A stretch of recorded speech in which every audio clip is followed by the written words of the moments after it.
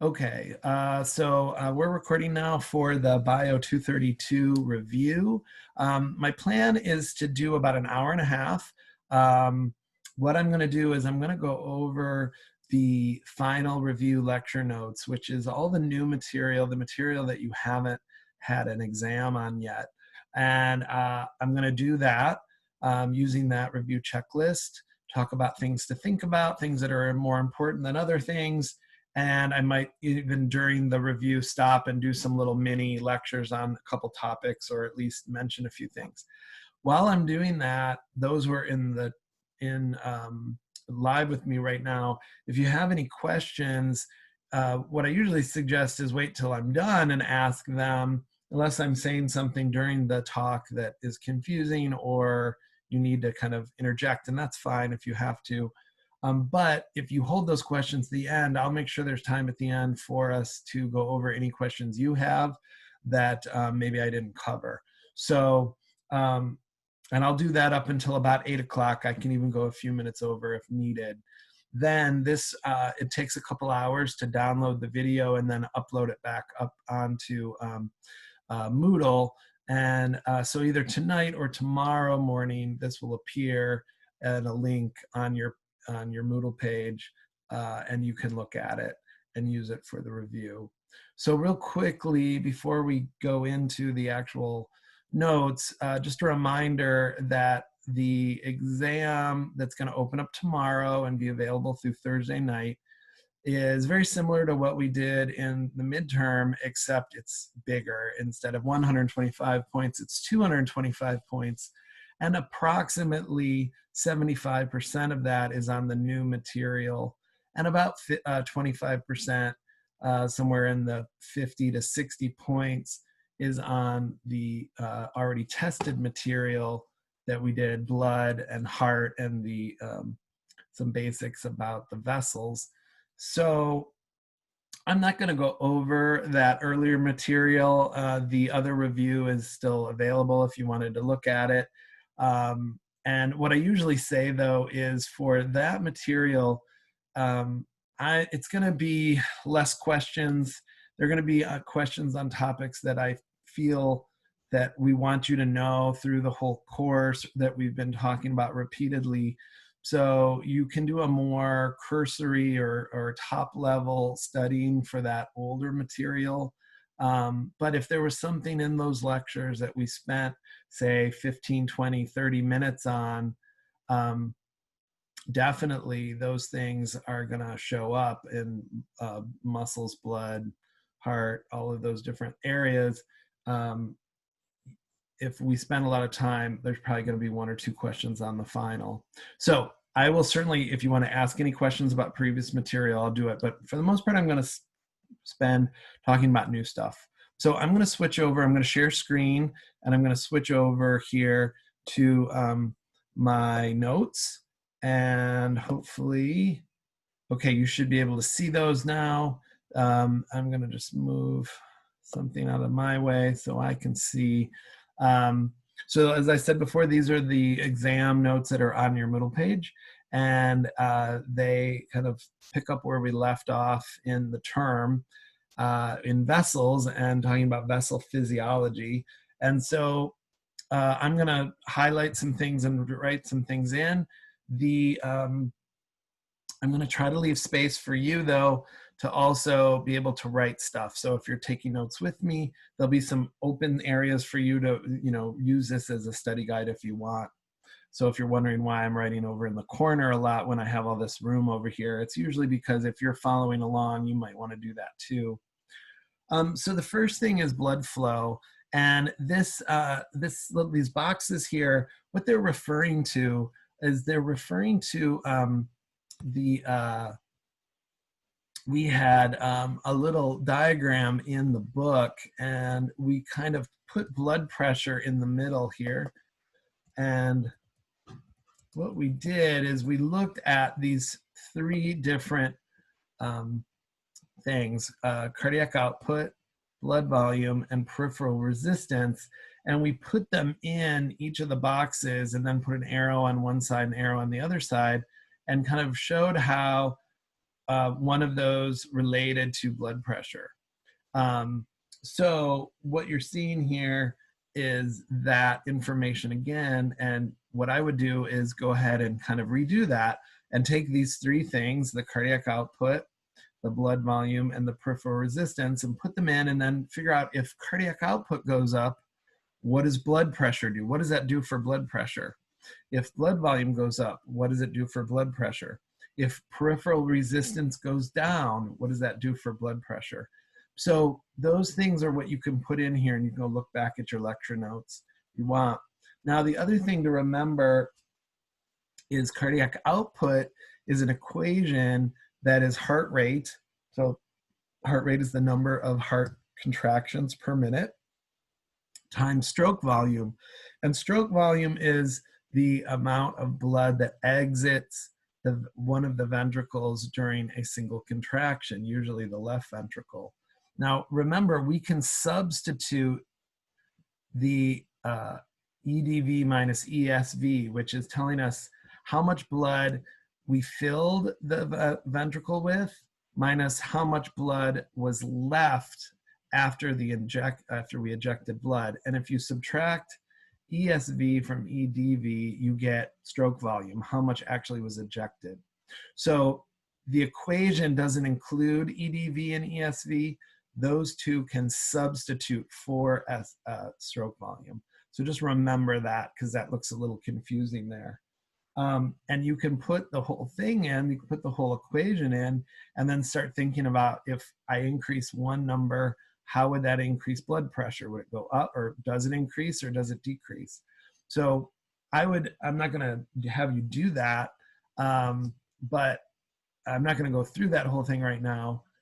If you want me to later, I could, but it's a good thing that you guys could go and review. So if I ask a question about blood pressure is rising, which one of these things might affect that or cause that, you would know right away, oh, increased cardiac output increases blood pressure, increased blood volume increases blood pressure, things like that. So now also here in peripheral resistance, we have three different ways that peripheral resistance can change. And so I guess we can, I want to just make a little note. How do these affect PR, peripheral resistance, and therefore, how do they affect blood pressure? Okay, so for example, we'll just do one really quick.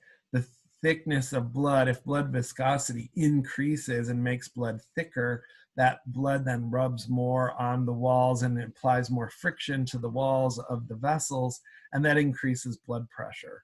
So viscosity increasing means blood pressure increases, right? And viscosity decreasing, like taking a blood thinner, would make the blood pressure decrease, okay?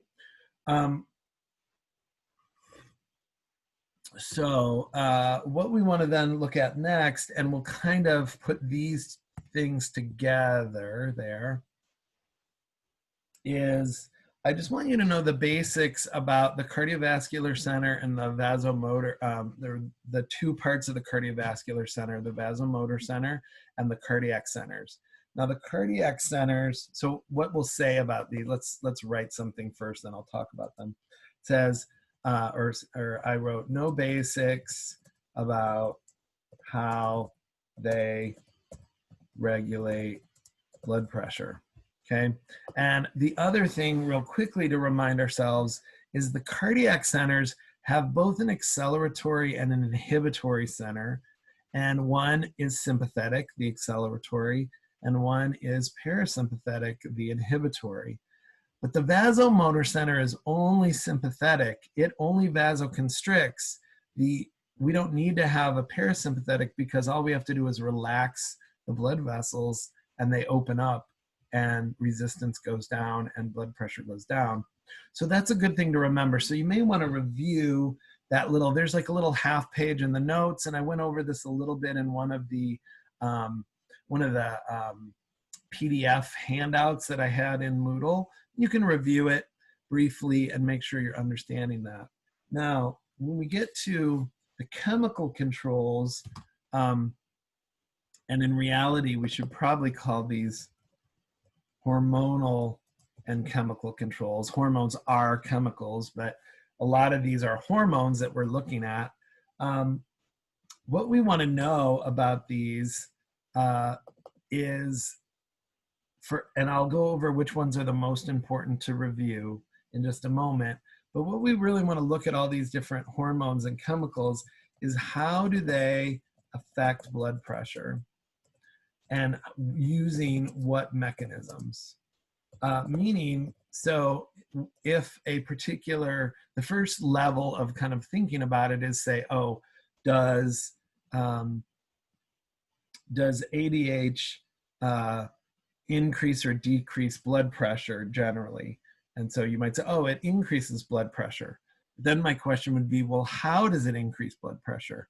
What mechanisms does it use? And so you might say, oh, well, it returns water from the distal convoluted tubule and collecting ducts of the kidneys and brings it back into the blood. And we know that when blood volume goes up, blood pressure goes up. And I'd be like, great, that's a good way, a good mechanism, a good way to describe what ADH does. So for each one of the ones, especially the ones I highlight the most, I want you to know how they affect blood pressure. Is blood pressure going up or going down? And what mechanisms do they use to accomplish this? Okay, so let's go through each of these now and just kind of mention a couple things. So the first, and I'm going to highlight the ones that are the most important. So we want to look at norepinephrine and epinephrine, and we want to ask those questions about those two hormones. Then we want to look at ANF, and ANF is also, remember, that's atrial natriuretic factor, or ANP, because it can also be peptide. And the key thing here is this works opposite to aldosterone and ADH. Okay, so this is going to be the one that works in opposition to ADH and aldosterone. It's the one that lowers, of these hormones, that lowers blood pressure, not raise blood pressure. So that's good to remember. And then I'll do it in a different color, just these two, aldosterone and ADH, these two, oh, sorry, I'm trying to, there, okay, work similarly, not the exact, and we'll go into 233 more about how they work differently, but they work similarly or together often. So if one is there, I think I kind of mentioned, they're kind of like best friends. Like one is working and the other one is often working as well. So these two here, these two work kind of together to raise blood pressure. And so we want to look at what are their targets and what are they doing. These three, these endothelium-derived factors, we didn't talk too much about. So for these, what we'll just say is just review the basics only about them. There could be a question or two at the most, but again, we just want to ask the same questions. And these endothelium-derived factors, these work locally. They don't work systematically like these other hormones that get released and go all over our body. These work very locally at certain tissues, certain regions of the body. And you want to ask the same questions. You want to say, is it raising or lowering blood pressure when it's released? And how does it do that basically? Okay. I guess we can include so alcohol is not a hormone, but it does have effects. So you want to review what its effects are on blood pressure. And then we get to the renin-angiotensin mechanism, and this, or angiotensin 1, angiotensin 2, and also aldosterone plays a role here. And so what I'll put in a note right here, and then if you want to write anything in later below, is I'm going to write, understand the pathways and effects from the renin-angiotensin mechanism. And so we know that it increases blood pressure. And so the question is how, and it does this a couple different ways. And so we want to look at what is renin doing, how is it stimulating angiotensin 1 and then angiotensin 2, and how does aldosterone work. So that little lecture that I went over where I used those extra notes that you're on your Moodle, we went over that in a little bit of detail. So kind of review that and see the level of detail that I did in class. And that's kind of what you'll see with a couple questions on the final. So now we move on to something related, but to not any more hormones or chemicals specifically, but we look at both shock and hypertension. Hypertension is not listed here. I'll add it in a second. Shock is important, up a little star, because we want to know the definitions below of the different types of shock, of different shock types. And we want to know examples for each of those types, okay? So if we look at hypovolemic shock, that has to do with low blood volume, hypovolemic, low volume. And so then we think, what kind of things are causing low blood volume? So it could be something as simple as an injury that blood is leaving your body, right? You have some sort of damage to your skin or internal bleeding, and that's going to lower blood volume. So for each one of these, you want to go through and have one or two examples of each. And the same thing, but on a it's not as much detail with hypertension. I guess what we'll just say is no causes and basic types. And there's not as many, it's a little less detailed, but we still want to review it. So review shock, know all the different definitions really well, and then for hypertension, just kind of, you'll do a little quicker review and know the different causes and the basic types of hypertension.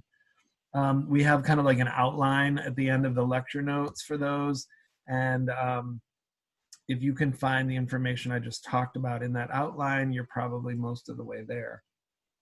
Then we get into the special areas of circulation, and what I usually say in special areas of circulation is I say focus on the areas that are new to you.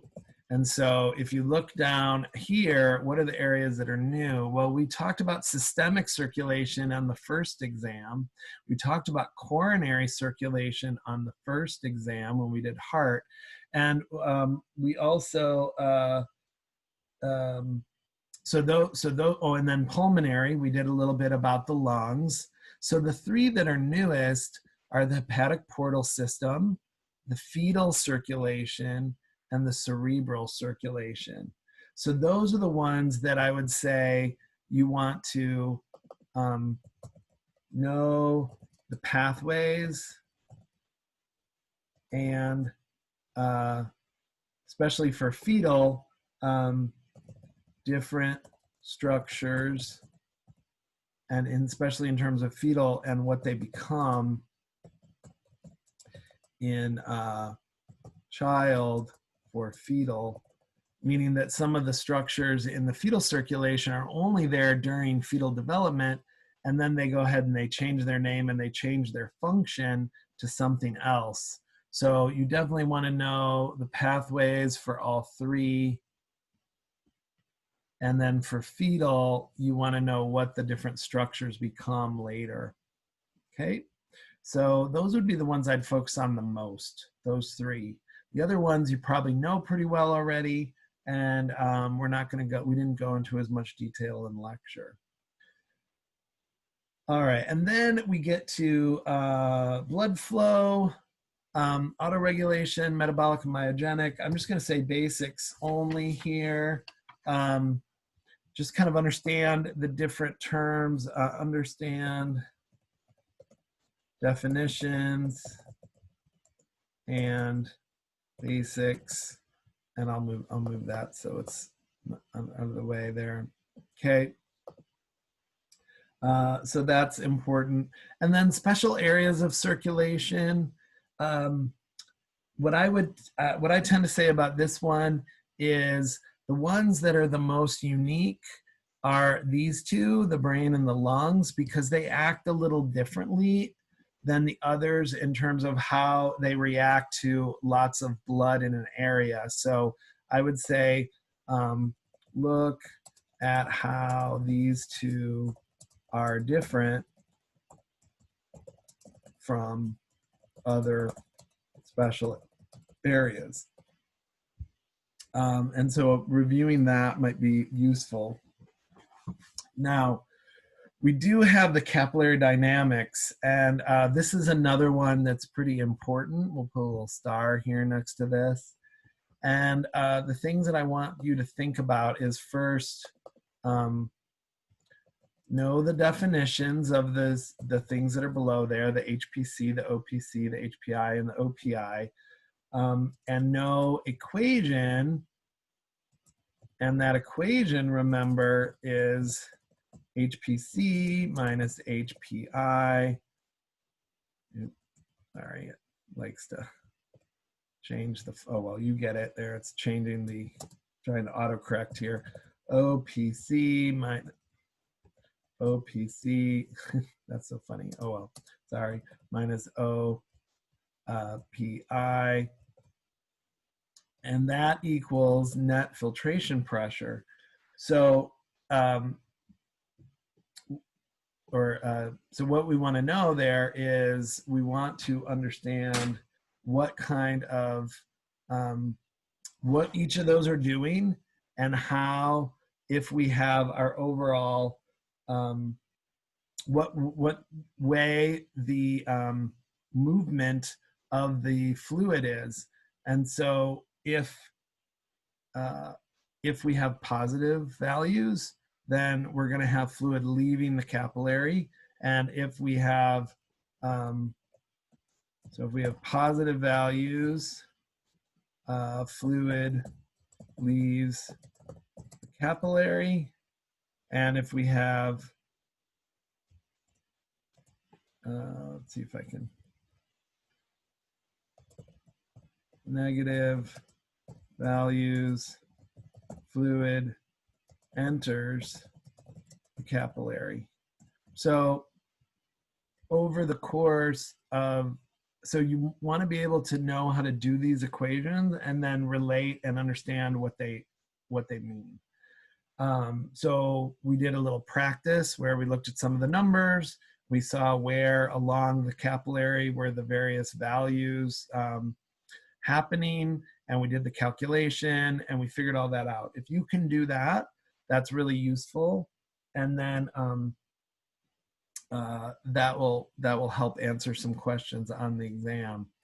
We want to also relate this to the different causes of edema. So relate the capillary dynamics, this, to the different causes of edema.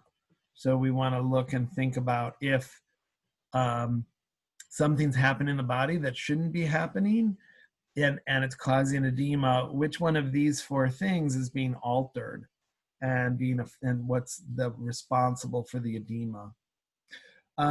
So review, I'll just say review with moderate detail. So you want to go back and look at those examples of the different forms of edema and how these impacted them. Now, this thing right here is showing all the different fluid compartments, and we want to look at where fluid is more or less in other places. And remember, the one key thing here is edema is going to occur in the interstitial fluid and would increase that number, right? And what we're looking at in these capillary dynamics is the interplay between plasma and interstitial fluid. So we want to know how, that's where that capillary dynamics is happening, and where the fluid is moving. Is it going into the interstitial fluid, or is it going into the plasma? Okay. So, and if we need to go over that or talk about that later, that's one that we can certainly go into a little more detail about if that was confusing to you when you listen to it the first time in the lecture. Okay, so we're now going to move on to lymphatic system. And we're going to hit the highlights of what things we want to know about the lymphatic system. So the first thing we always like to know are what are the functions of the lymphatic system? What are the different things that it does? So make sure you know, whoops, excuse me, make sure you know those lymphatic system functions. And then know the order of the lymph system. So when it says all lymphatic vessels, I don't mean specific vessels, but kind of generally name the order. Maybe we can say the order of the lymphatic vessels. So starting at a lymphatic capillary and going all the way to dumping that lymph fluid into our bloodstream up at the top where our neck is. What's the order there? Okay, so and that's kind of a little bit when it talks about lymph transport down here, the same thing's happening. So since we also studied lymph in lab, we don't have to go into a lot of structural things, but basics are useful to know mechanisms and structures. Here, hold on one moment, please. My cat broke into the room while we were talking a couple minutes ago and left the door wide open, so I'm just shutting it. So just know basics about mechanisms and structures, know what a lymph node looks like, know some of the basics about how fluid moves through it, know the basics about the lymph vessels and how they act. But we're not going to go into a lot about that because we did a decent amount of that anatomy stuff when we did it in lab. And then when we get to the other organs here, when we get to the spleen, the thymus, and the tonsils, what I would say is you want to know the basics, mostly functions of all of these structures, okay? So we're less worried about the structural aspects, but more about what do these things do and how do they act lymph-like? How are they cleaning the blood or assisting the immune system? Things like that, all right? But you don't have to go real deep into that, just kind of do a quick review of some of those things there. Now we have a little diagram in the lecture notes that was a very short review of how our lymphocytes are activated and how our T and B lymphocytes are activated and how antibodies are made. And so I would say review the diagram. You don't need to know any more detail than that diagram has right now. And these three sets of cells, or I guess four if we count the dendritic cells, are mentioned. And so if you kind of know what they do, what their function is, that would be great. We don't go into a lot of detail. Those of you who are going to move on and take microbiology, you'll spend an entire week or 2 weeks on this topic. So we're really just giving you a quick overview and you'll get more of it later. If you've already had micro, then you know that already and you probably are an expert on these cell types and what they do. So just do a quick review of the diagram in the lecture notes. And if you can understand what's happening in that diagram, you're in good shape for any questions I might ask on the exam. So that's related to this right here. Okay.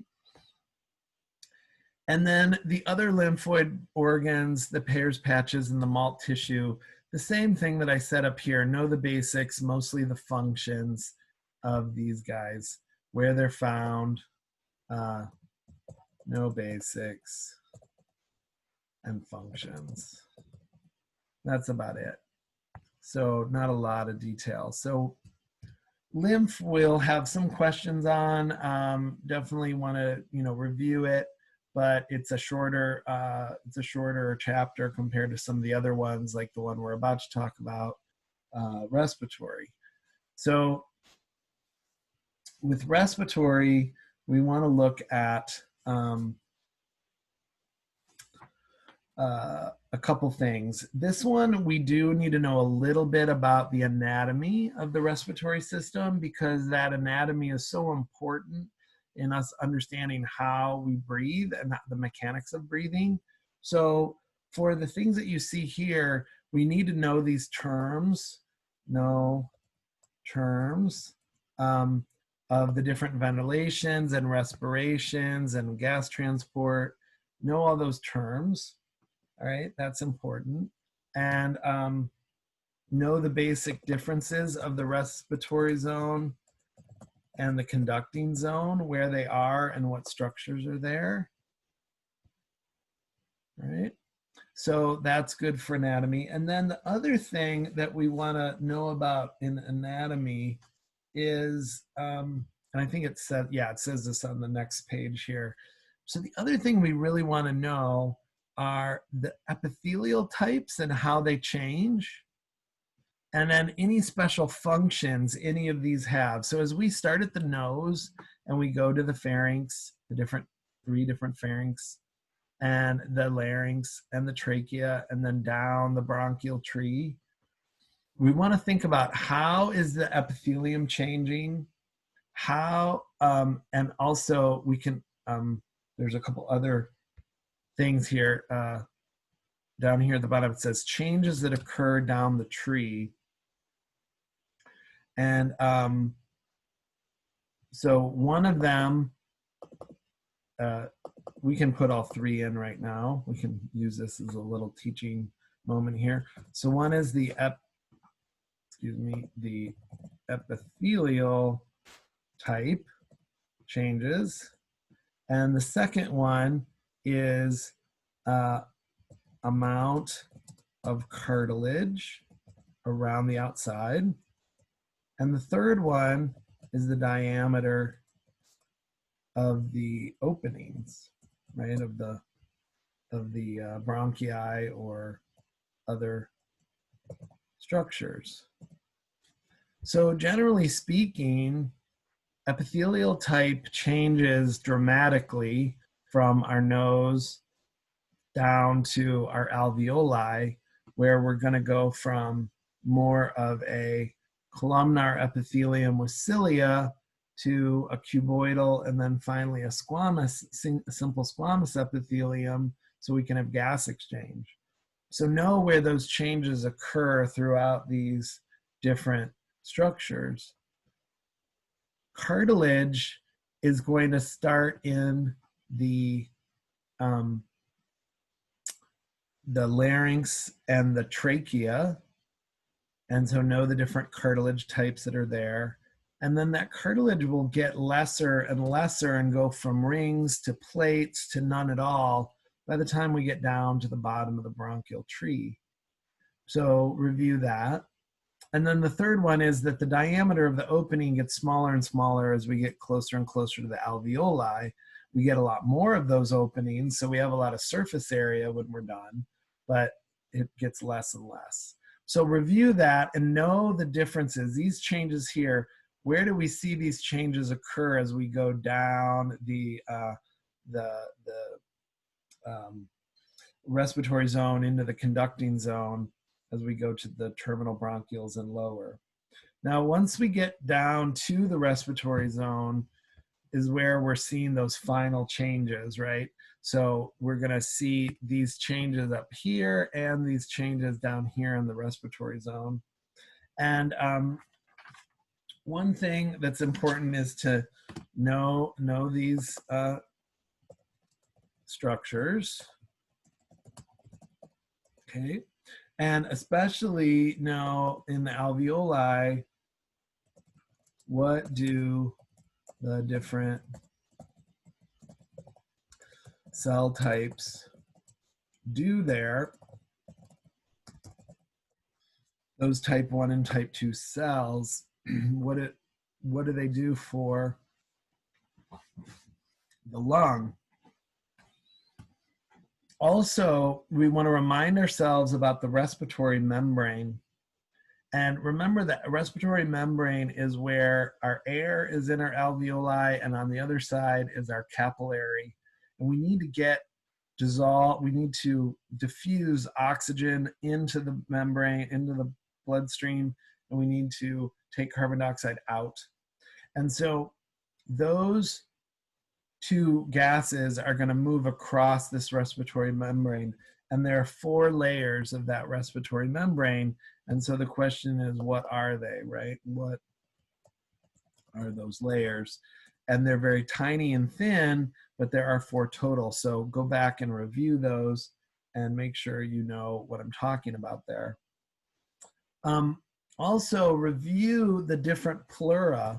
Remember, we have parietal and visceral pleura, and we have serous fluid in between, pleural fluid.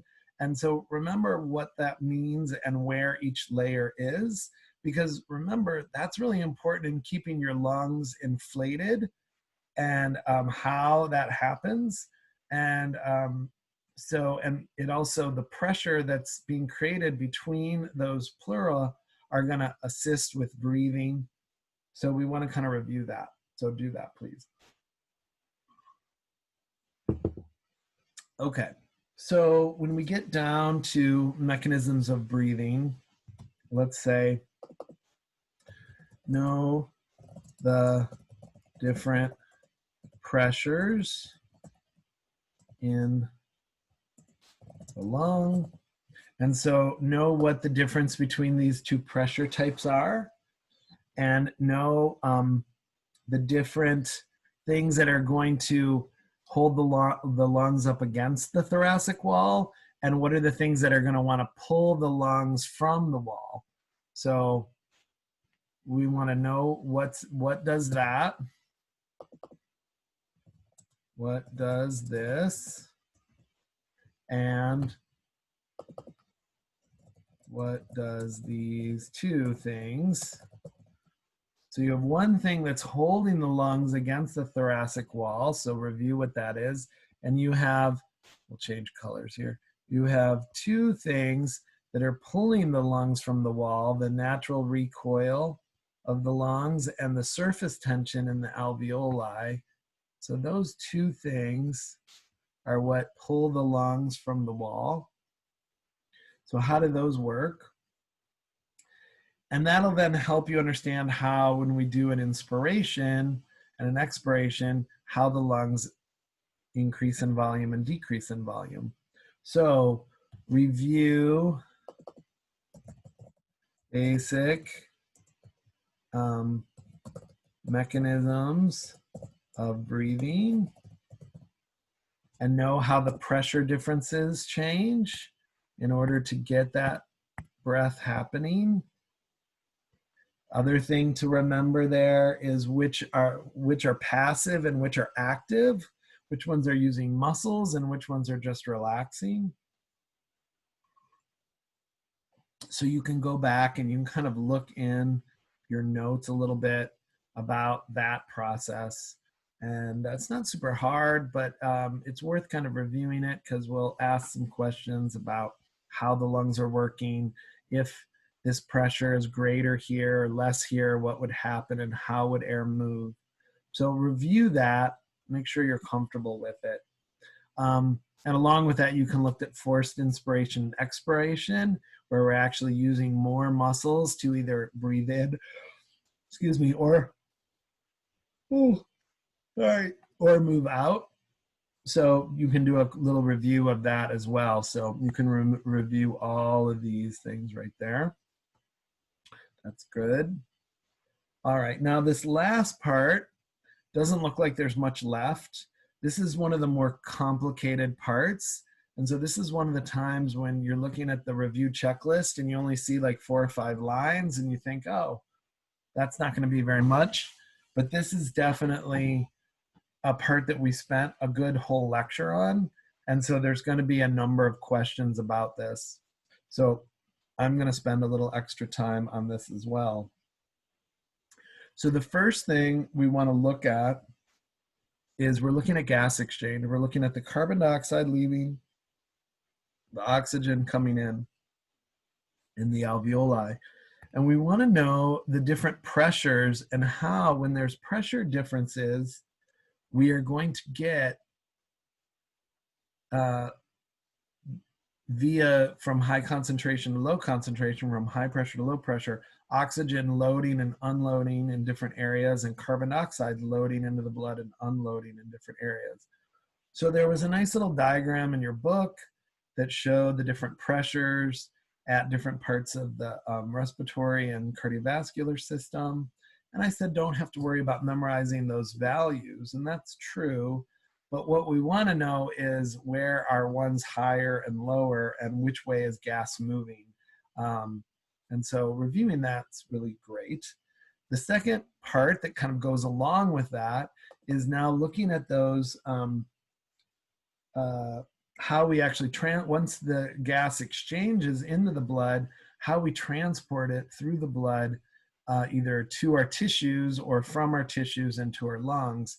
And so that is, there's a couple things that we need to think about here.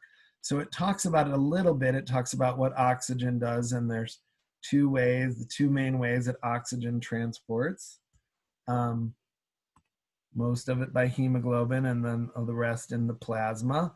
And there's three ways that carbon dioxide transports: a little bit dissolved in plasma, some on the hemoglobin, and then the majority as the bicarb.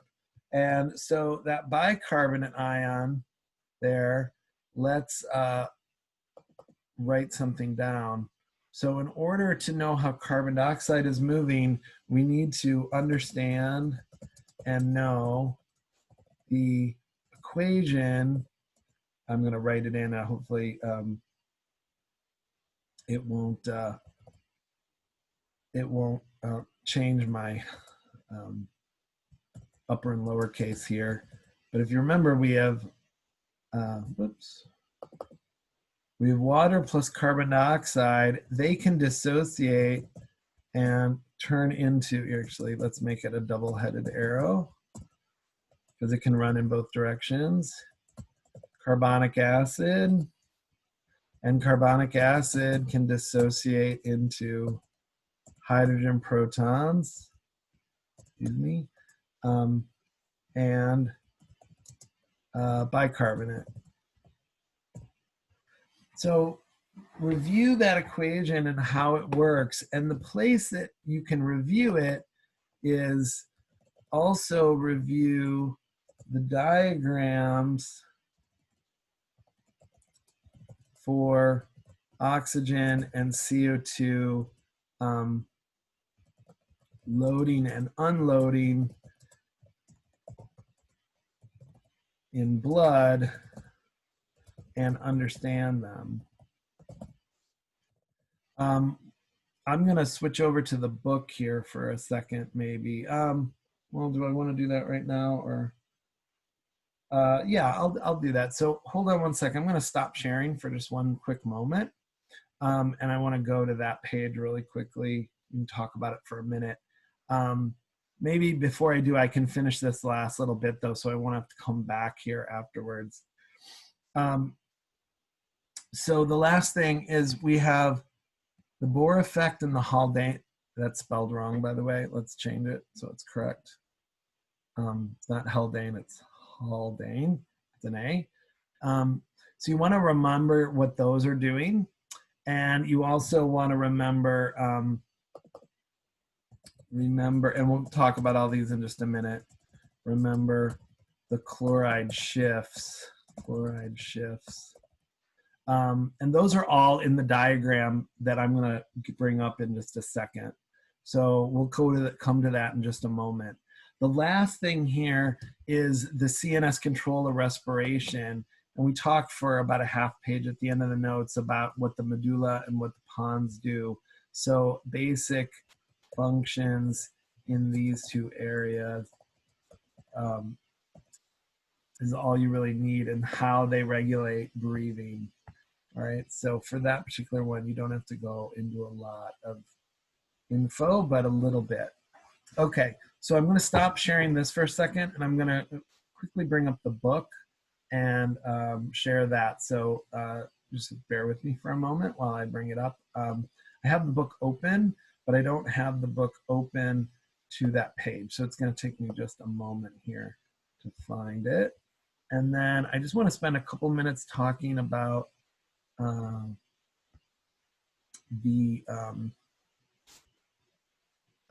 this diagram real quickly. And there, I think I just found it. And then I'll share my screen again with you here. 1 second. Yeah, there we go. Okay, so let me share my screen one more time. 1 sec. Okay, so now I'm sharing the book. So hopefully you can all see that. And this is what I'm referring to. Now, I'm going to tell you right now, I will not have this picture on the exam. I'm not going to have you fill it in. I'm not going to have you have to memorize it for filling it in. But what I do want you to do is be able to understand, if we zoom in and look at these, what's happening at each one of these arrows and what does it mean? What's going on? So when we were talking about oxygen, we go down here at the lung, we know that oxygen, the majority oxygen is going to load onto a hemoglobin and attach itself to the iron part of the heme. That's about 98.5% of all of the oxygen will go into the blood and attach that way. A little tiny bit will dissolve in plasma and then float around in the blood plasma, just dissolve. That in itself, that's pretty straightforward. But then we want to go a step further and say, well, when we do that, we dissociate a hydrogen off of that hemoglobin, and this hydrogen actually can now attach to a bicarbonate and run this equation that we were just talking about and allow carbon dioxide to unload. So the loading of the oxygen is partially responsible for the unloading of the carbon dioxide into the lung, and we can now breathe it out. So that's really important, okay? And and we have that, and then we have the opposite effect occurring there, which we can get to in a second. Then we want to also think that if we bring bicarb in, we have to take chloride and we have to shift it out. All right, you have to remove a chloride from the across the membrane to balance the charge out, to balance the molecules that are in the red blood cell. So we do that by removing, if we're bringing a bicarb in to run this equation, we're going to take a chloride and we're going to shift it out, okay? We do the opposite here, where the oxygen is going to unload where we have low oxygen and there's high affinity for oxygen. And as we unload it, then the hemoglobin can grab on to hydrogen, and that hydrogen is produced when we load on carbon dioxide into the bloodstream. And we can now take the bicarb that gets produced and actually use it out in our blood plasma as a buffer. But again, if we move it out, we have to shift in a chloride. So we've got our different shifting of chlorides there and our different movements of hydrogen. So it's good to remember those and know what's going on. Now, carbon dioxide also comes in two different places. It can attach to the globin portion of hemoglobin, which is what's doing where my arrow is pointing on the screen. And then we call it carbaminohemoglobin. And it can move through the body that way, but only about 20% or so does that. Carbon dioxide also dissolves much more readily in fluid than oxygen. So we often have about 7 to 10% of it dissolved directly into the blood plasma, and it moves through the blood that way, and then will go down to when it gets to the lung, and it will release itself. The last arrow we haven't talked about is this same equation that we see inside the red blood cell out here. The only difference between these are both the carbon dioxide being grabbed onto with water and turned into carbonic acid and then dissociated. Only difference is there's an enzyme in the red blood cell called carbonic anhydrase that runs that reaction. And out here, it just happens naturally on its own, right?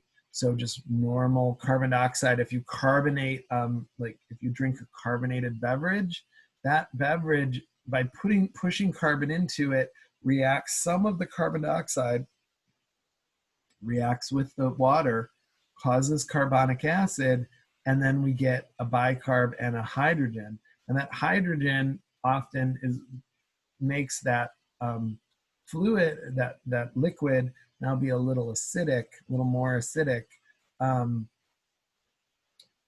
because of that hydrogen. And hydrogens, we're much more sensitive to the hydrogens than we are the bicarb.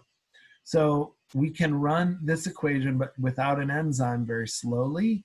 We can run this equation with an enzyme very fast.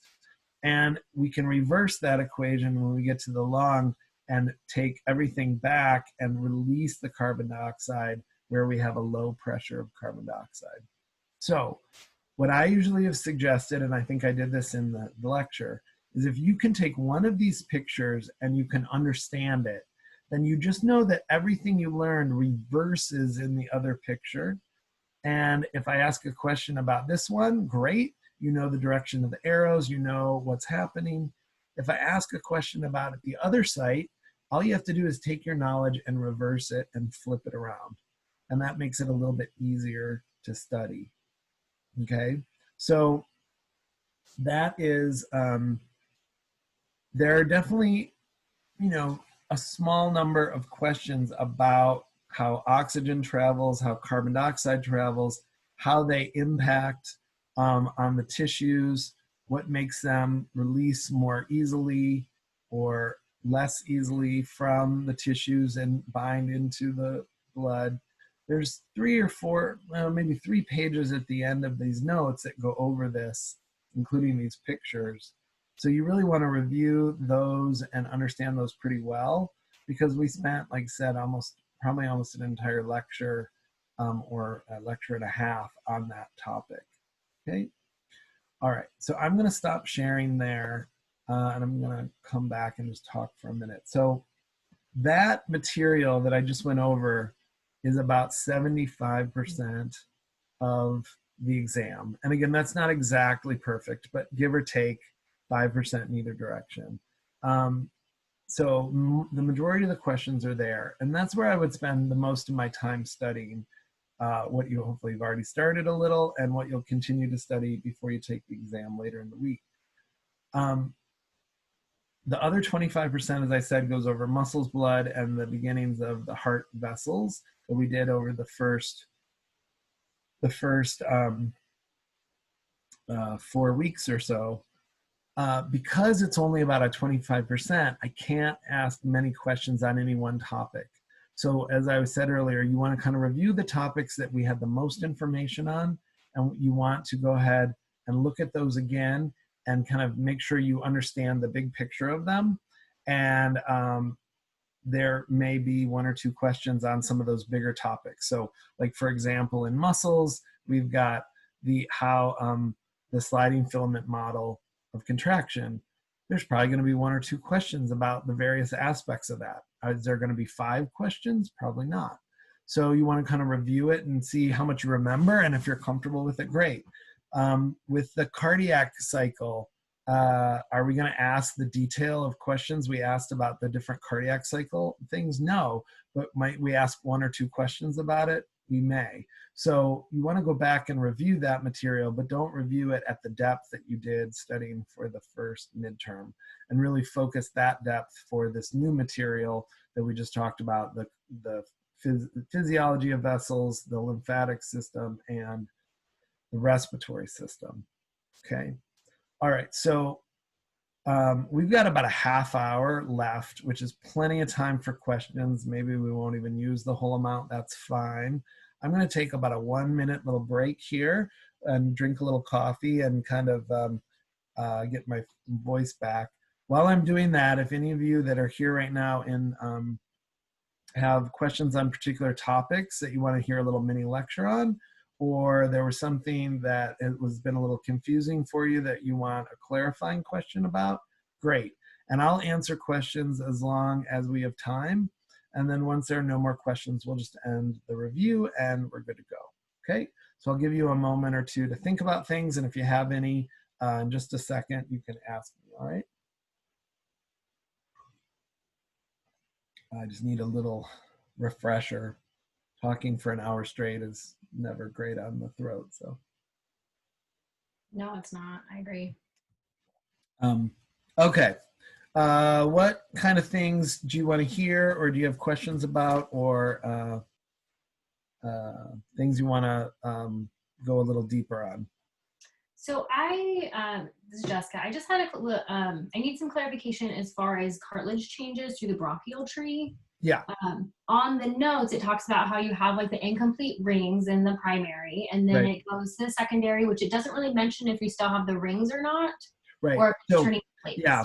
So let's go over that real quick. So let's start up a little higher just to make sure, so everyone knows. You're probably aware of this already, Jessica, but others might not. So where we see cartilage in the respiratory is we see some cartilage in the larynx, and I mentioned a couple of the cartilages right on the outside. Those are more structural cartilages, right? And then the cricoid cartilage, one of those, thyroid being the other one, and the cricoid. The thyroid's the one that makes the Adam's apple. The cricoid is the one right above the trachea. It's kind of attached to the first part of the trachea. The trachea rings are those incomplete C cartilage rings. They do go around the whole thing and they're thick, but they don't make a full circle. Then as we go into the bronchi, we still have those cartilage rings. They start to become a little less in density and in thickness. And what you just said is we start to get into the secondary bronchi and lower, they start to kind of form plates. That's the level that you need to know. There's no one exact spot where it's like, oh, it's a ring and now it's a plate. They're kind of slowly changing their shape. And so at some point you kind of notice, oh, they're not all like this. They're kind of only like that. And now they're not as thick.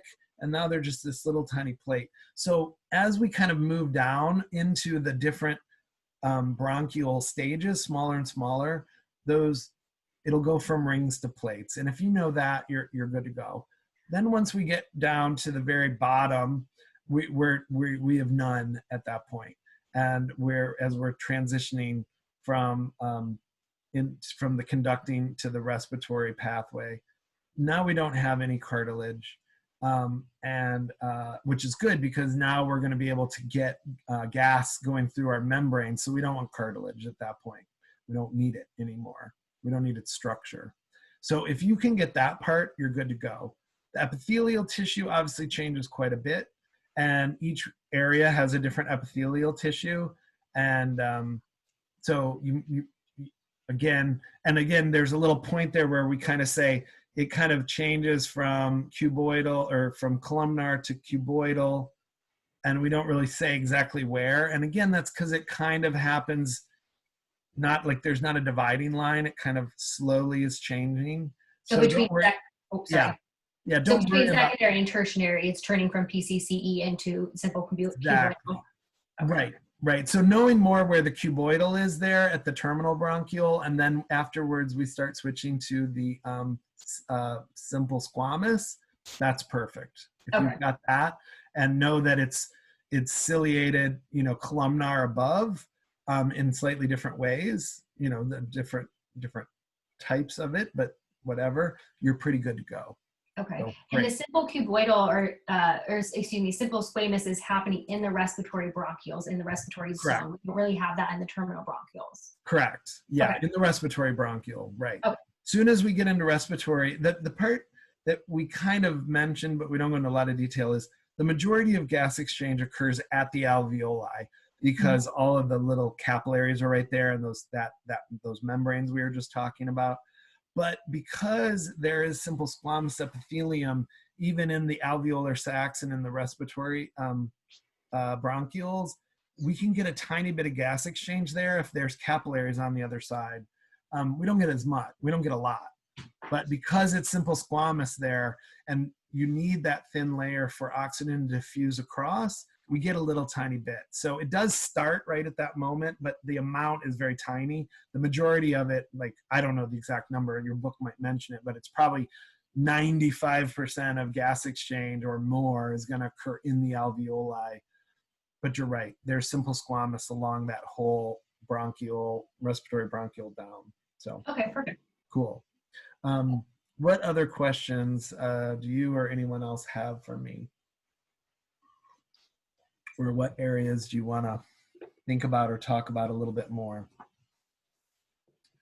And as I said, we can go back and talk about things earlier if there was something that you had some trouble with on the first exam, or you wanted to ask a question about something from the first exam, you can do that. Often when I do these in person, I do them a little bit longer, and I do sometimes go over that early material because I've kept the other midterm review up. I don't really feel I need to do that as much, but I'm more than happy to answer if you have a question from the earlier material as well. I can do that for you. So, can you go over with the review? We're talking about the HPC, OPC. Yeah, yeah, let's do it. It's worth doing. It's an important one. We're going to ask a couple different questions about it. And I do have the lecture notes right here. So I'm going to just bring the lecture notes up real quickly, and then I'll share screen. And so we'll go back to the lecture notes for a minute, and then we can do it there. Yeah, that's great. So give me just one sec here while I find it. I think it's here. Sorry, I have many different things up right now. You're fine. I'm pulling it up as well in front of me, so you are good. Yeah. Okay. Yep. Okay. So it is on, just so people who want to follow along, if they're now or if they're looking at later. It starts on page 22 of the Vessels notes, and I'm going to share that screen right now with everybody as soon as I get back over to Zoom here. And okay, so I'll make that bigger. Okay, so so at the bottom of page 22, we talk about the different pressures. So the first thing we want to just know basically is we want to know what they mean. And that's helpful because if we talk about them in a question, you need to know their definitions and feel comfortable with their definitions. So capillary hydrostatic pressure, HPC, the easiest thing to think about that one is it really is just the blood pressure of the fluid in the capillary. So if I were to measure your blood pressure in your arm, right, I'd go to the doctor, and the medical assistant or the nursing assistant puts a cuff on you and measures, they're going to measure one of your arteries, right? And they're measuring, and they say, oh, you're 120/80. So what they're measuring, that 120 is your maximal pressure when it's pushing through. What this is doing that almost that exact same measurement of systolic, but we're measuring it at a capillary, which we can't do with a cuff because the capillaries are too small. But if I could take a little pressure sensor and go around one of the capillaries, the hydrostatic pressure of the capillary is the blood pressure that we're feeling. So that's the pressure that was exerted by the heart, and it's what's left over. And that pressure is usually pretty high at the arterial end. And as fluid leaves, if fluid is leaving, then blood pressure goes down, right? As we just were saying, as blood volume goes down, blood pressure goes down. So as fluid leaves the capillary as it goes out into the tissue, the pressure gets lower and lower on the venous side.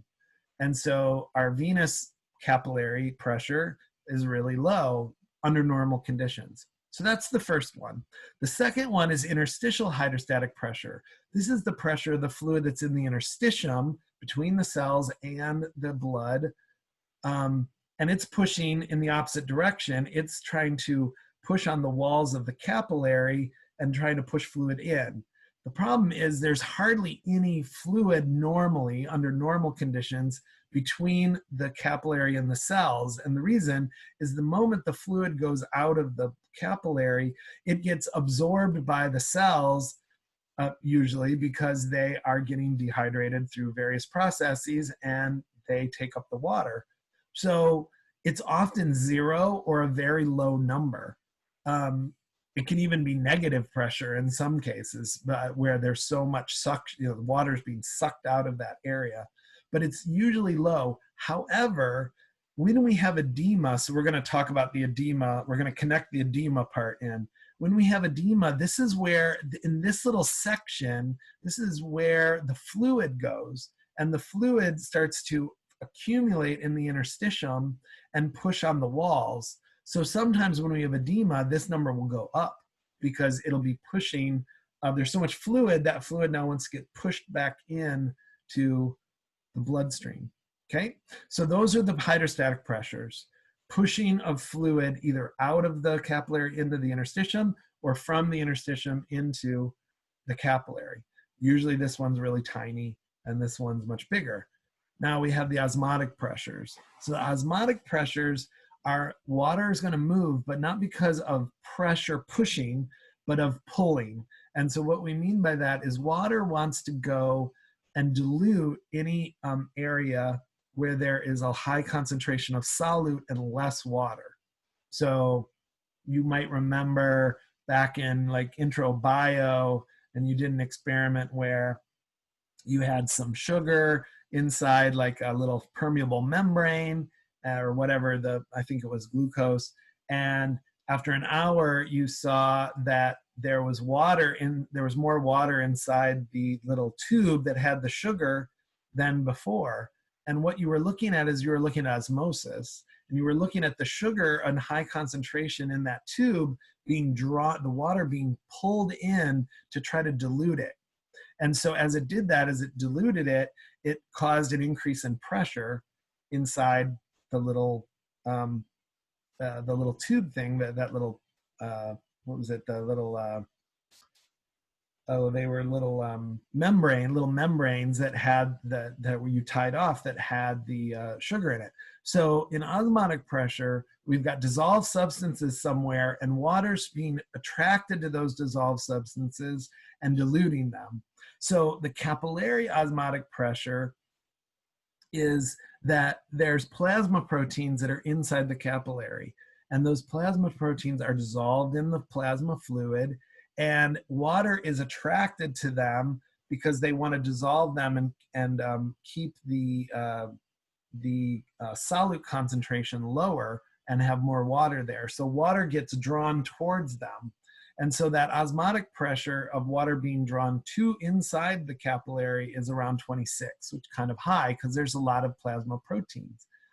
Normally, the interstitium has almost no proteins in them because all the proteins are either in the blood or in the cells. And so interstitial fluid has very little of these dissolved substances, and so very little water will be attracted towards it. And so the osmotic pressure is about 1. The fluid is getting pulled in very, very, very small amount. So what we do then, and what I did down here at the bottom, is we get to use our equation, that net filtration pressure equation, and we get to just subtract all those numbers together, and then we want to see what we come up with. So if we take our typical numbers, we have 25 at the arterial end. We take 35 millimeters of mercury for the HPC, and we subtract the 0 that we see in the opposite direction generally. We get 35. And then we subtract the 26, which is the capillary osmotic pressure, the water being drawn in because of those plasma proteins. And then we subtract the 1 where water's being drawn into the interstitium. We get a 25 because those are, and they're going in opposite directions. One is pushing water out the capillary here. One is pushing water in to the capillary. So the difference is 10.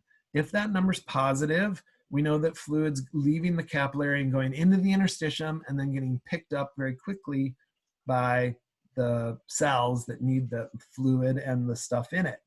If by chance we had a negative value, we know that the fluid would be leaving the interstitium and going into the capillary. And a real quick, without going into this whole all that stuff right there, even though there's negative numbers. So think for a second what we were saying here. At the venous end, the pressure is a lot lower, right? The venous end, it's 17. So let's just suppose really quickly, and I can do this because they're my lecture notes, I change this and I change this to 17 really fast. So now at the venous end of the capillary, our pressure is so much lower. We're at 17 minus 0. 17 minus 25 actually now gives me -8. So we know that if things were kind of happening normally, fluid would be moving, that's why my arrows are here, fluid would be moving in to the capillary on this end, fluid would be moving out of the capillary on that end. So that gives you a little idea of how to do the calculation and how fluid moves in and out. Now, the thing that I just said in our review is you want to now relate those to what's happening if there's something wrong, right? So if there's like edema, for example. So let's go to edema, which is on page 25 here. I'm going to zoom in a little because it's a little hard to see it. Okay. So with edema, we're getting excess fluid in the interstitium, in the interstitial fluid between the cells and the capillary. And we can have this fluid stay there for multiple reasons. And so some of the reasons are written down here and underlined.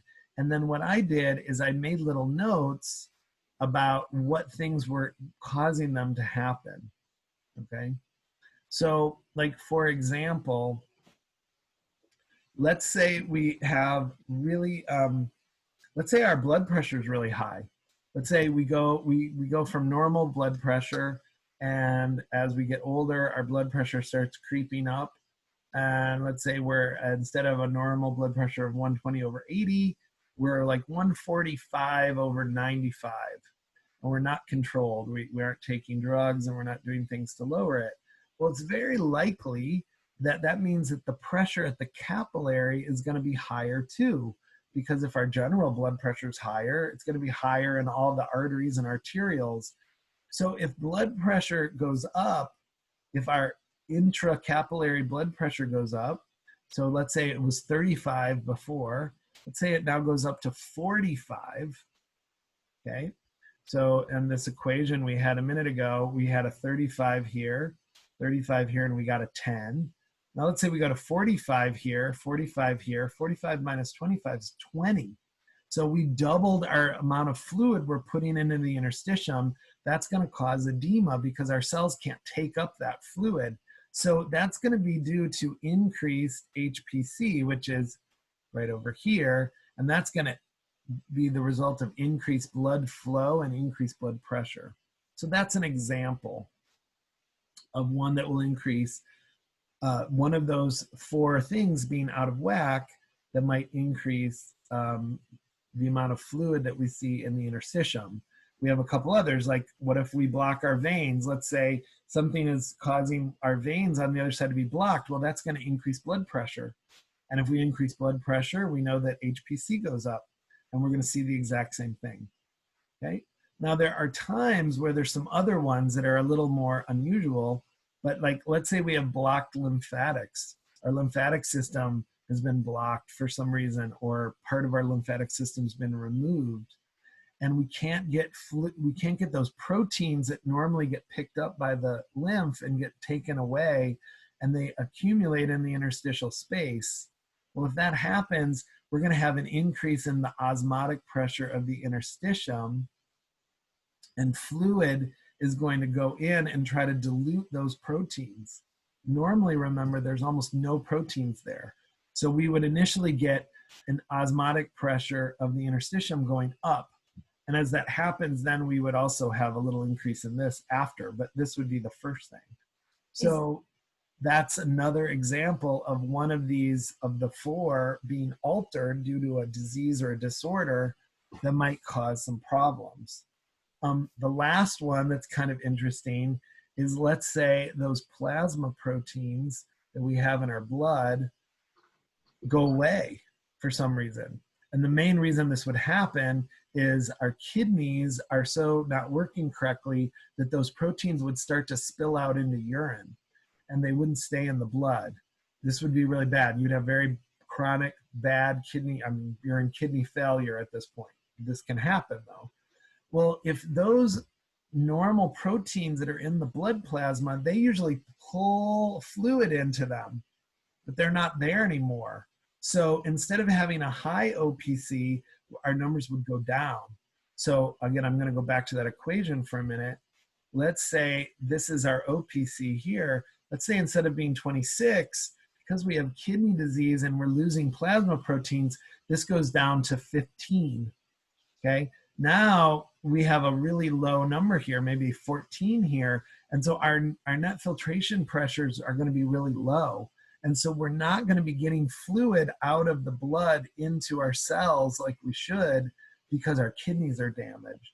And just that one problem with our kidney is going to cause problems for all the tissues to receive nutrients, receive liquid, so on and so forth. So you can kind of look back at this and now relate what's happening in that equation with what could happen if we have different types of edema or different things causing edema. So that's good. When you go to 233, we'll come back and look at this again because we're going to talk about the kidney. And I just was talking about it in the review last night. And we kind of remind ourselves of edema and we remind ourselves of this equation and kind of think about how the kidney will act by bringing water back or releasing too much water, and how it will act on our body tissue. So what you're learning now will kind of pick back up when we get to the kidney in 233. So anyway, so does that help a little to kind of think about some of those things and how those work together? Yeah. Quick question, and just relating it to things that I've seen, though, when you have the blocked lymph or removed lymph and you end up getting that increased interstitial fluid, is that what you see when somebody had like breast cancer and had lymph removed and then? Yep, exactly. So, and what usually happens, so let's say, I often, if I'm doing the lecture in person, I actually use one of these as an example. I did in the shorter version lectures that I gave.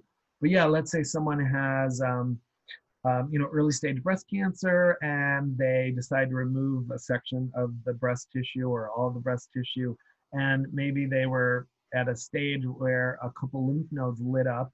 And so they're worried about metastases. They're worried, and when those lymph nodes light up, what that means is the cancer cells have been identified in lymph nodes.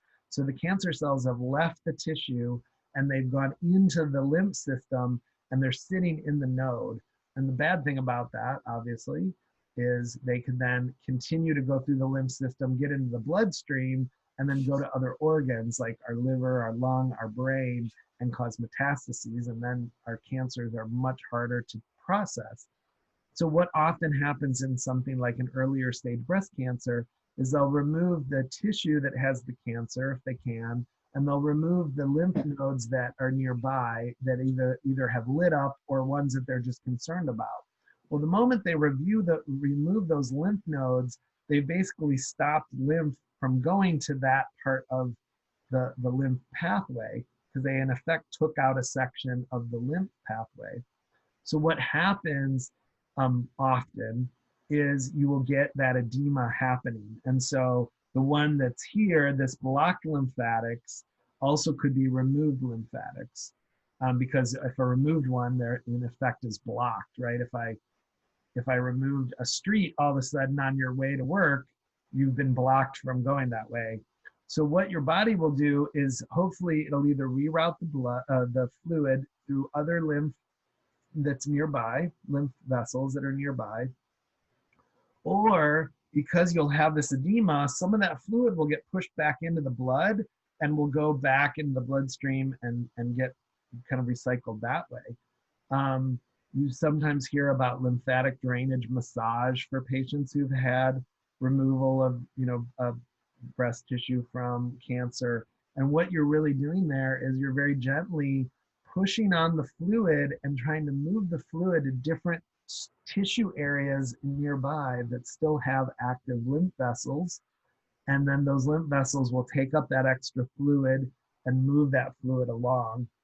So yeah, exactly right. So that is another example of where you see this OPI going up because of the blocked lymphatics, the proteins are hanging out there. And as a result, the water hangs out there. And now we get more and more and more water in that area. So, yep. And then on the plasma, with the decreased plasma colloid, is that what you see with that kidney disease? Is that what you see with diabetes? If the diabetes is uncontrolled and is causing damage to the kidney system, you could. You could see that. One area, we were talking about high blood pressure earlier, really extreme, uncontrolled, long-term high blood pressure, and we'll talk more about this when we get to urinary next term, will cause the glomerular filtration, because there's these little slits where things filter through. They get really big because the pressure pushes on them. And when they get really big, proteins can slide through. So things even just like really chronic high blood pressure for a long time can start to cause your kidneys to go, and proteins will slip through, and that's bad. And if that's happening, we want to try to lower your blood pressure as quickly as possible and hopefully get your kidneys in a better place, so you don't have to get say a kidney transplant. But yeah, but you could see it also in chronic damage occurring due to diabetes and some other chronic diseases that are causing the kidneys to overwork and have pressures stretch that filtration membrane in the nephrons. Okay, thank you. You're welcome. All right, I got about 5 minutes left. Is there any other areas or questions you guys have for me? Yes, I've got a question in reference to the transport of respiratory gases by blood. Yeah. So I'm wondering if you might be able to sum this up, 2 questions about it, sum it up in like 2 or 3 sentences for one. For two, I'm wondering if you could talk about the affinity of hemoglobin for oxygen and just how that affects different things. Yeah, sure. And I didn't go over the affinity stuff too much, although it certainly is part of that. Let me, let's go over to the notes really quick there, and I'll see if I can it is difficult to sum up what you're asking just because there's a lot of details, but I'll see what I can do. So give me 1 sec here. I'm gonna stay on this screen that you're watching right now, and I'm gonna go to the affinity stuff first. So let me go there first, and then I'll come back to your second question. Okay, so the thing with oxygen, so let's see. What we want to think about is oxygen is going to enter in. So we're going to start at the alveoli, of course. So when we breathe in, we have a certain pressure of oxygen that's in the alveoli. We have a certain pressure of oxygen that's in the capillary at that moment. And it's always lower because we're bringing deoxygenated blood from our body to the alveoli. So the pressure on the inside of the alveoli, in the space in the alveoli, is always going to be higher than the blood that's coming in and the dissolved amount of oxygen. So like almost everything you've learned about in chemistry and in biology, things always go from high concentration to low concentration, or in this case, high pressure to low pressure. So the oxygen will load into the blood through that respiratory membrane just because there's differences in pressure. It's just a physics property where it's going to want to equalize on both sides of the membrane if it can, and so it will do that. Now, there are some things though that make that work better or worse, and that's kind of what you're talking about with the affinity, okay? So a couple things to think about here, and that's what's right here on the hemoglobin and partial pressure of oxygen.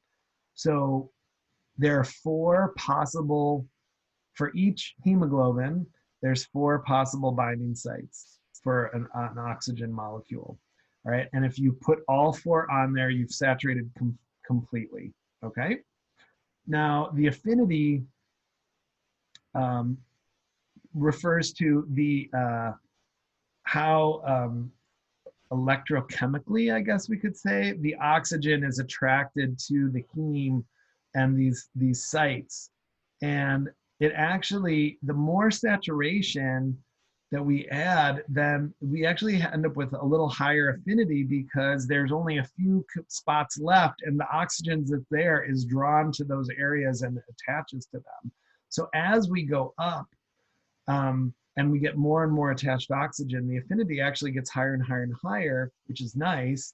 And if we're lucky, we'll saturate completely or close to completely and be at 99 or 100% saturation. If we don't get that saturation, and that's where we start to get into little trouble, if we don't saturate fully for various reasons, we're at 95% or lower, we're partially saturated. And if we get below 90, we can even be have hypoxia or hypoxemia, because we're just not getting enough oxygen loading on. All right. So that can be due to a lot of different things. One is we might, like, I'll give you lots of different ones to think about real quickly. If I'm at high elevation, I don't have enough oxygen in the air, and therefore it's harder for me to saturate because there's less oxygen concentration. The difference in the pressures isn't as great, right? Because there's less oxygen. So it might take, that's why we have some trouble when we go to higher elevations, especially initially. Our bodies have to accumulate. We actually create more red blood cells as we're at high elevation to take on more oxygen, extract as much oxygen out of the air as possible. So that's one reason. Another reason maybe is our alveoli are closed off because our bronchioles are closed, and we're not getting enough oxygen in because some of our lung capacity is lowered. And we see that in people who are having asthma attacks, for example. So that's another time where we can have something like that. Real quickly, and then I'll go back and see if I can answer your other part if I haven't done it already. The temperature plays a role, and so where things are warmer, not hot, but warmer, we tend to have better unloading of oxygen. So that we see in tissues, not at the alveoli, but at tissues. So where tissues are being used a lot and are undergoing a lot of metabolic processes, we generate heat. And so we have a high demand for oxygen plus that heat. So we get a lot of the affinity reverses and we get unloading. So that's good. And pH does the exact same thing. So as we have more acidity, we tend to get more oxygen unloading.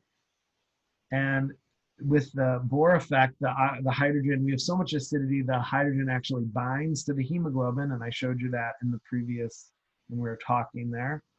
And then we can reverse that at the lungs and have the oxygen, at the lungs, and we can remove the hydrogen. And when the hydrogen gets removed and our acidity drops, then the oxygen will bind more readily. So those are some of the things that we see with the affinity for oxygen coming in and attaching. Now, I don't know if I answered your other question though, which was you wanted me to summarize. Can you repeat what you were asking? And I don't know if I can do it, but I'll attempt to do it. So I'm wondering if you can, just the Bohr effect and the Haldane effect. Sure. Yeah, let's summarizing those. Yeah. Okay. Yeah, I think I can do that pretty quickly. I think it's sometimes better if we look at the picture. So let's look at the picture, and we might come back to these words here. But so what's happening is the picture up there. Oh yeah. Oh, all right. I got to go back. I forgot I didn't. Usually in class, I just complete this when we're doing it in the lecture room. And I didn't do that online because I figured that was kind of silly when I had the book right there and you could do it. So one second, I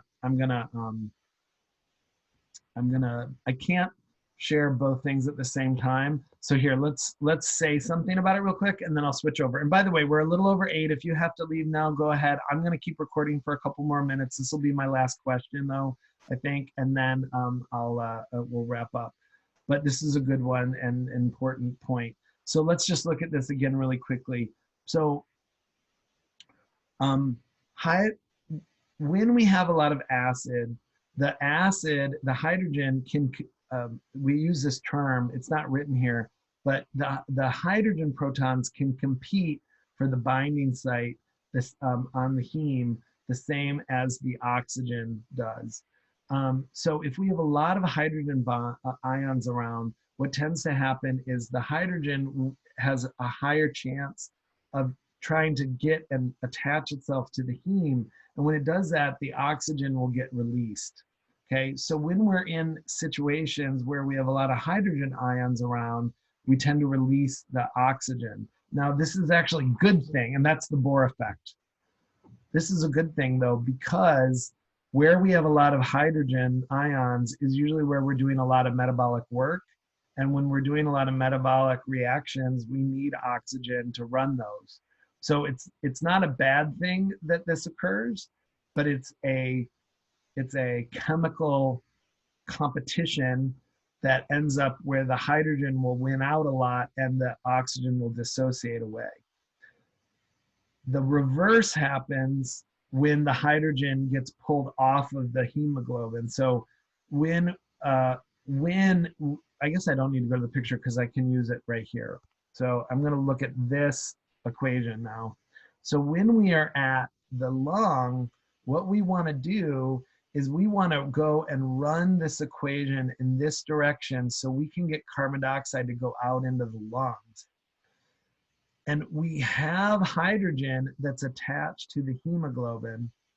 So what we do is we pull that hydrogen off that hemoglobin and then connect it with a bicarb. In doing so, we now have a hemoglobin that has a heme and an iron that's free, and now oxygen can go and attach to it. So this is the Haldane effect. We'll bring this off of the hemoglobin, reattach it with the bicarb, and now we can run this equation this way and breathe out the carbon dioxide. The bonus is because this isn't on the hemoglobin anymore, now the oxygen can go ahead and attach to the hemoglobin really easily and get transported. So in both cases, it's an okay thing that the hydrogen is either binding and releasing oxygen or leaving and allowing oxygen to come, because that's what we want to do. And when we release carbon dioxide, we want to bring oxygen in. When we release oxygen at the tissues, we usually have excess carbon dioxide that we made because of all of our metabolic reactions that we're doing, and we want to attach it, or we want to do something with it. And so we run the equation in the opposite direction. So many more sentences than 2 or 3, but I think that the basic thing that you want to think about is if there's hydrogen protons around, they will bind to the hemoglobin and release the oxygen. Affinity will drop. That's called the Bohr effect. And when the hydrogen is attached and we want to release it so we can run this equation and get rid of carbon dioxide, that's the Haldane effect. And now oxygen can bind onto that hemoglobin, that heme, and that iron. Does that kind of make some sense? Yes, thank you. Sure. It's a fine point, but it's a really cool point because it kind of shows how our body has developed these mechanisms to get one gas going in one way and one gas going the other way, and they kind of help each other in a weird way. It's kind of fascinating, but the carbon dioxide release actually allows the oxygen to come in, and vice versa at the tissues. So it's kind of a cool system that our bodies figured out how to do in order to maximize, oxygen coming in to our tissues and carbon dioxide leaving. Okay, any last quick questions before I go? I did go over a few extra minutes and I'm more than happy to do that, but is there any real quick thing we need to add in, or should I? I have a quick question just over Sure. the course overhaul.